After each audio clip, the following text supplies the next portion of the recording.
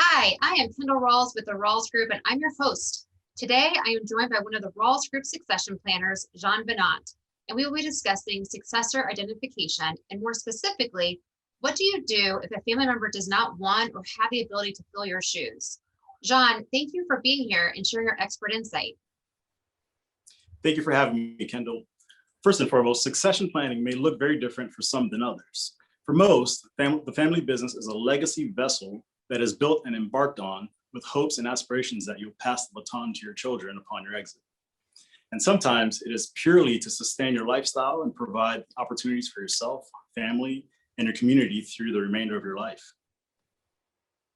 Regardless of the reason and purpose for your business, one component lays ahead of every viable business, and that is succession. So, Jean, common concerns we find owners grappling with is who will take the reins? Who can I trust? What is tied to the reward? Will my children be capable and or willing? Maybe you do not have children or your child is just not a realistic option. So can you share insight on these concerns? Sure. If you're lucky to have a child as a potential successor, congratulations. Formally, you'll endeavor some challenging times with your child with the concept of successor development, which will introduce him or her to the 5 C's, which include commitment, competency, community-mindedness, and character. The acknowledgement and acceptance of these components will be very critical as they engage professionally developing themselves amongst their peers and colleagues within your business and community. In most cases, your child will show natural talent with respect to understanding the inner workings of human capital, while others may deal with the interpersonal challenges that affect the development and progress of a successor candidate, which in the long run will require detailed attention to the strong bench strength amongst your key managers.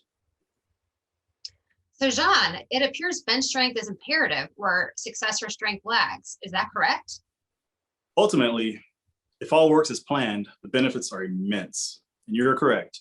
You have a trusted successor that is leading your business into the next generation, will potentially lead into Gen 3, meaning you have a blood family member in the game and true connection to your family legacy.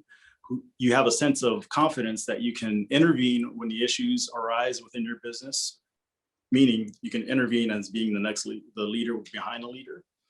You also have the approval of your spouse and other family members because your successor is not foreign to the family. But what if you don't have children, or your child is pursuing other career options, or they're just not a fit for your business? Some business owners who are typically Gen 1, who start their business from bootstraps, perhaps would struggle with the concept of letting go, especially to a non-family member.